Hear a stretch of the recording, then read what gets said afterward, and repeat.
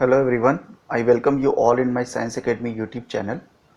और ये session continuation में है जिसमें हम लोग सॉल्व कर रहे थे जेएनयू एमएससी मॉलिक्यूलर मेडिसिन 2019 का क्वेश्चन पेपर। तो इसके ऊपर ऑलरेडी मैंने एक वीडियो बना दिया है। मैंने 1 to 15 क्वेश्चन को सॉल्व किया हुआ है। तो आज ये सेकेंड वीडियो है और इसमें हम लोग 16 क्वेश्चन से आगे सॉल्व करेंगे। अच्छा, जिन्होंने ये फर्स्ट वीडियो नहीं देखा है, इस वीडियो के आई सिंबल में इसका लिंक आ रहा होगा, तो वहाँ से क्लिक करके देख सकते हैं, या इस वीडियो को मैं लिंक डिस्क्रिप्शन बॉक्स में डाल दूंगा, वहाँ से भी जाके देख सकते हैं।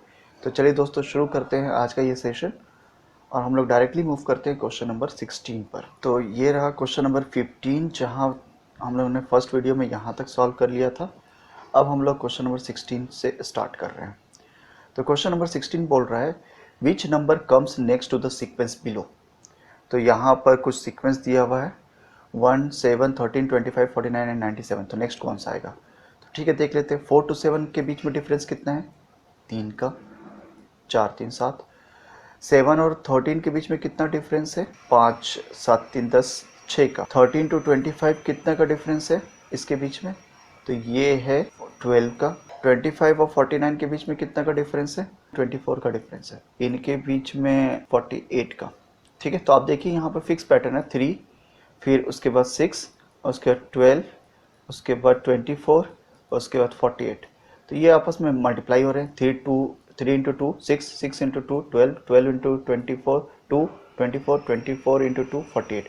तो नेक्स्ट वाला 42 इंटू 2 कितना होगा? 96। तो 97 और 96 को ऐड कर दे तो नेक्स्ट वाला नंबर मिल जाएगा। तो ये कितना होगा? 13 और 90, 193। आंसर होगा डी। चलिए मूव करते हैं नेक्स्ट क्वेश्चन पे। A man sells a plot of 18,700 square पर square yard incurring a loss of 15%. What should be the selling price of the plot if he want to sell a profit of 15%? तो यहाँ पर 18,700 का ये plot और 15% के loss में बेचा तो कितना लॉस हो गया इसको? 2805। तो ये इतना लॉस हुआ क्योंकि 15% इतना हुआ। तो 18,700 प्लस 2805 करते तो ये इसका एक्चुअल प्राइस होगा 21,505। ठीक है, ये एक्चुअल प्राइस है। अब 21,505 में ये क्या चाहता है? 15% प्रॉफिट। तब प्राइस क्या होगा? इस पर 15% ऐड कर देते हैं, 15/100। तो ये कितना होगा? 215 डिवाइड बाई, तो ये आएगा 3225.75। तो इसको अगर 21,505 से कर देंगे तो यही आंसर आएगा 24730।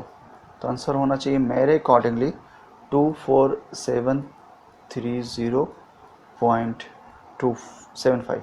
तो ये तो मैच नहीं कर रहा है किसी से। तो इस क्वेश्चन को चेक कर लीजिएगा। मेरे के अकॉर्डिंग तो ये ऐसे सॉल्व होना चाहिए था, लेकिन मेरा आंसर मैच नहीं कर रहा है। तो आप लोग चेक कीजिएगा इसको। ठीक है, चलिए मूव करते हैं नेक्स्ट क्वेश्चन पे। विच current does transformer work with? Physics का है। तो ट्रांसफार्मर जो होते हैं वो अल्टरनेटिंग करंट और डायरेक्ट करंट दोनों से काम करते हैं।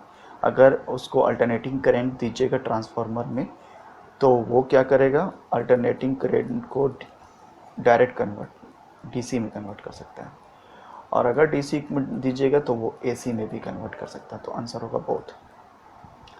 Moving to next question, which of the following property of the sound wave will determine how loud the sound will be? Amplitude इसका डिसाइड करता है। एम्पलीट्यूड क्या होता है? अगर ये वेव देखें तो इसकी डिस्टेंस कितनी है, ये डिसाइड करेगा इसकी लाउडनेस। तो एम्पलीट्यूड होगा answer. Which type of mirror should be used for headlight in the headlight of car? तो हेडलाइट ऑफ कार या व्हीकल में हमेशा हम लोग कॉनकेव मिरर यूज़ करते हैं, क्योंकि एक्चुअल डिस्टेंस जो होता है उससे वो नियर बाई में इमेज फॉर्म करता है। The process of galvanisation involves, ये तो डायरेक्ट क्वेश्चन है, coating of zinc on the iron और स्टील को गैल्वेनाइजेशन बोलते हैं। Calculate the molarity of the solution that has 2.3 mole dissolve in 4.6 litre. तो मोलरिटी होता है नंबर ऑफ मोल पर litre of solution, 1 litre of solution. तो यहाँ पर 2.3031 के लिए है, लेकिन यहाँ पे वॉल्यूम कितना है? 4.6। तो 4.6 से डिवाइड कर देंगे ठीक है, तो ये कितना हो जाएगा 1/2, तो 1/2 होगा, ये वैल्यू हो जाएगा 0.5, आंसर होगा फर्स्ट। चलिए move to next question, out of following which is not emitted by radioactive substance, इन चारों में से कौन सा रेडियो एक्टिव सब्सटेंस नहीं है। तो रेडियो एक्टिव सब्सटेंस पहले होता क्या है तो मालूम होगा आप लोगों को, जो अल्फा बीटा या गामा रेडिएशन रिलीज करते हैं। तो रेडियो एक्टिव वही एलिमेंट रिलीज करते हैं जो अनस्टेबल हो, तो इसमें इलेक्ट्रॉन ये अनस्टेबल होगा, अल्फा पार्टिकल और न्यूट्रॉन, ये तीनों तो रेडियो एक्टिव सब्सटेंस ही हैं। कौन नहीं है, इलेक्ट्रोमैग्नेटिक रेडिएशन, तो आंसर होगा B. Sound wave in air is always, superconductor are the substance which conduct, इसकी रेजिस्टेंट बहुत कम होती है, तो conduct electricity with no resistant, answer होगा C. Predation series linking animal to ultimate plant food is food web. Housekeeping genes are predominantly क्या होते हैं, housekeeping genes, housekeeping genes are those gene which always switch on और express in all cell type, answer C. जैसे glycolysis के या फिर RNA के, ठीक है, ये हमेशा एक्सप्रेस होते हैं। Plant vacuole are analogous to, plant vacuole क्या होता है, सेंटर में एक ऑर्गेनेल होता है जिसको वैक्यूल कहते हैं, और इसमें बहुत सारे आयंस प्रेजेंट होते हैं और अनवांटेड को यहाँ भेज दिया जाए। प्लांट सेल्स रिक्वायर्ड नहीं है, इमीडिएट रिक्वायरमेंट नहीं है, तो उनको कहाँ भेज देते हैं, सेंट्रल वैक्यूल में। और यहाँ में बहुत सारे एंजाइम प्रेजेंट होते हैं जो ये अनवांटेड को क्या करते हैं, डाइजेस्ट कर देते हैं या डिग्रेड कर देते हैं। तो सेम चीज़ कौन करता है, लाइसोसोम, तो आंसर होगा डी।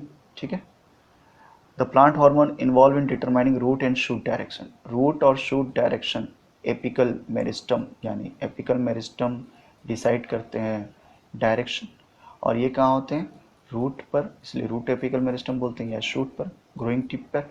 और इनको कंट्रोल कौन करता है, ऑक्सीन, और ऑक्सीन में भी स्पेसिफिक इंडोल एसिटिक एसिड, तो आंसर होगा ए। CH3COONA is a salt of weak acid with strong base, तो ये वीक एसिड है CH3COOH, जिसको हम लोग बोलते हैं acetic acid, combines with NaOH which is a strong base, तो इसकी वजह से CH3COONA बनता है और प्लस वाटर बन जाएगा, तो आंसर होगा weak acid strong base first. The human retina plays significant role in vision. The organ is unique since it is composed of corneal epithelial cells. Answer होगा P. Moving to next question, myelin. Myelin which is present in the brain. तो ये present होता है brain में, और यहाँ पर myelin sheath के ऊपर न्यूरॉन में थिक डिपोजिशन होता है किसका, फैट का, फैटी एसिड, जिसकी वजह से ये इंसुलेशन की तरह काम करते हैं और इसलिए सिग्नल जंप करते हैं। तो यहाँ पर 75% ग्लाइकोलिपिड्स होते हैं और 25% प्रोटीन, आंसर होगा C. Following is the antigen presenting cell, antigen presenting cells are macrophage, dendritic cells, तो आंसर होगा dendritic cells. Cyclic adenosine phosphate is secondary messenger, answer होगा बी, सेकेंडरी मैसेंजर की तरह काम करता है CMP, क्योंकि ये सेल के अंदर सिग्नल को, जैसे फॉर एग्जांपल एपिनेफ्रिन यहाँ बाइंड किया तो ये प्राइमरी सिग्नल हो गया, इसको फर्स्ट ऑर्डर भी कह सकते हैं, प्राइमरी सिग्नल। और जब ये सिग्नल रिसेप्टर के साथ बाइंड किया तो यहाँ C टर्मिनल में कुछ चेंजेस हुआ जिसकी वजह से CMP बन गए, और अब ये आगे की तरफ सिग्नल लेके जाएंगे, तो इसलिए इनको क्या बोलते हैं, secondary messenger. Adenosine 1,3 hydrogen phosphate नहीं है इसका फुल फॉर्म, इसका फुल फॉर्म क्या है, cyclic adenosine monophosphate.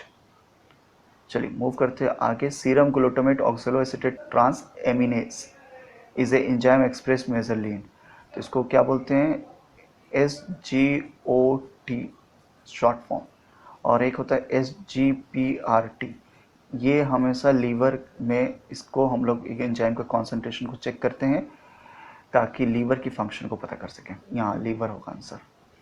The model propose by Singer and Nicolson favour the cell membrane contains a protein that is embedded in the fashion of, ये तो बहुत direct question है, मोजाइक फॉर्म, जहाँ पर हम लोग ये बोलते हैं कि protein is deep in the sea of lipid, तो यहाँ पर मोज़ाइक फॉर्म में पूरा का पूरा ये एरिया क्या है, लिपिड, और इसमें कहीं कहीं मोज़ाइक फॉर्म में क्या है, protein.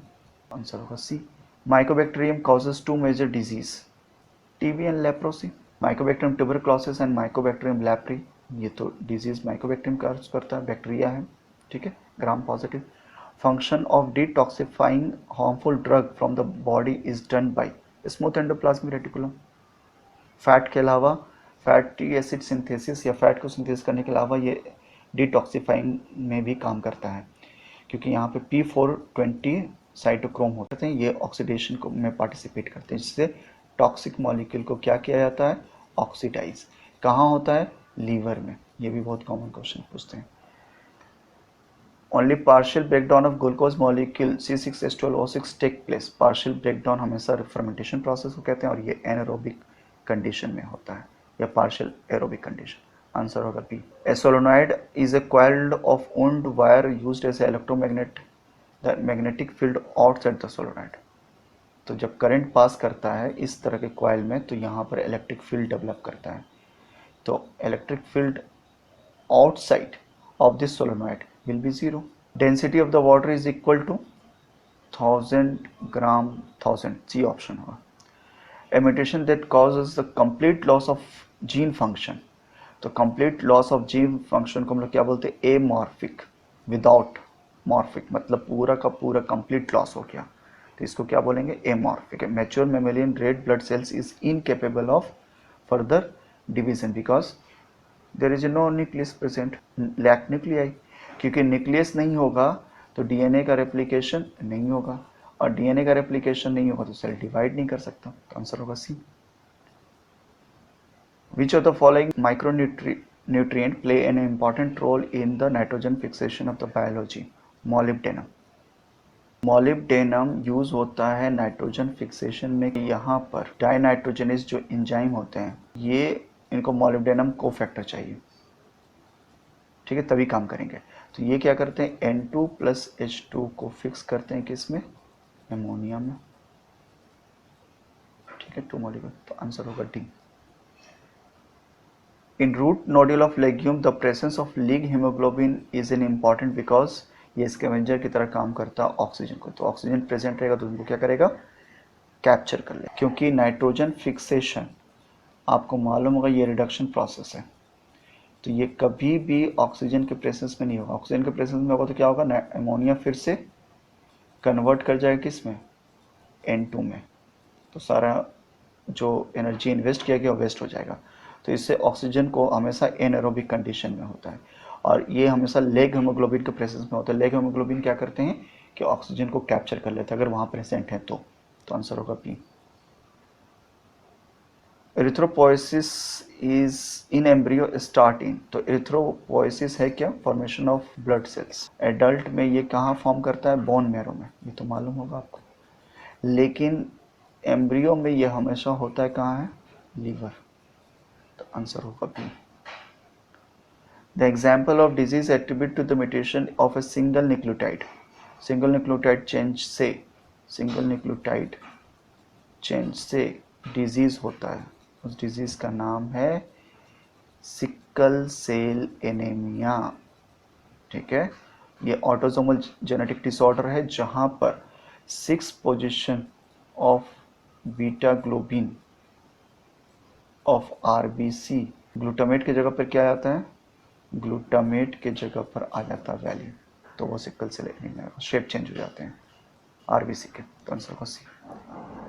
Inadequate protein intake leads to kwashiorkor. The subsequent edema is mostly correlated with the inadequate synthesis of albumin। ये तो बहुत डायरेक्ट क्वेश्चन है। एल्बुमिन प्रोटीन का सिंथेसिस नहीं होता क्योंकि इनको प्रोटीन रिच डाइट नहीं मिलती, जिसकी वजह से oedema. Simultaneous movement of 2 molecules across the membrane in same direction is called। तो there are different type of transporter present। Transporter कोई हो सकता है एक डायरेक्शन में मूव करे तो उसको बोलते हैं यूनिपोर्टर। कोई होता है जो दोनों डायरेक्शन की तरफ, एक बाहर की तरफ और एक अंदर की तरफ लेके जाए, तो इसको बोलते हैं एंटी अपोजिट, एंटीपोर्टर। और अगर यहाँ पर दोनों एक ही डायरेक्शन में आ रहा है, चाहे वो बाहर से अंदर हो या अंदर से बाहर, दोनों मॉलिक्यूल, जिसको बोलेंगे बाईपोर्ट। तो आंसर होगा बाई मतलब दो, पोर्ट का मतलब एक डायरेक्शन, सिम्पोर्ट का मतलब है सिंगल, यूनिपोर्ट और सिम्पोर्ट एक ही डायरेक्शन में।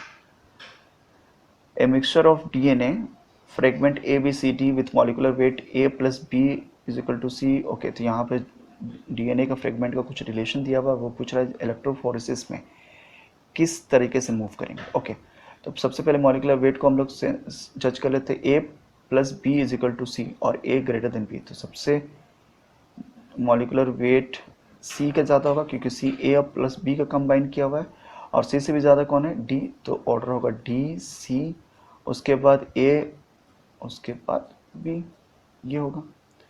ओके, अब जेल इलेक्ट्रोफोरेसिस में हम लोग मालूम है डीएनए हमेशा नेगेटिव चार्ज होता है, तो हम लोग यहाँ वेल में अगर इसको रखें तो इस तरफ हम लोग नेगेटिव लगाते हैं और एक पॉजिटिव, तो ये मूव करेगा पॉजिटिव डायरेक्शन की तरफ।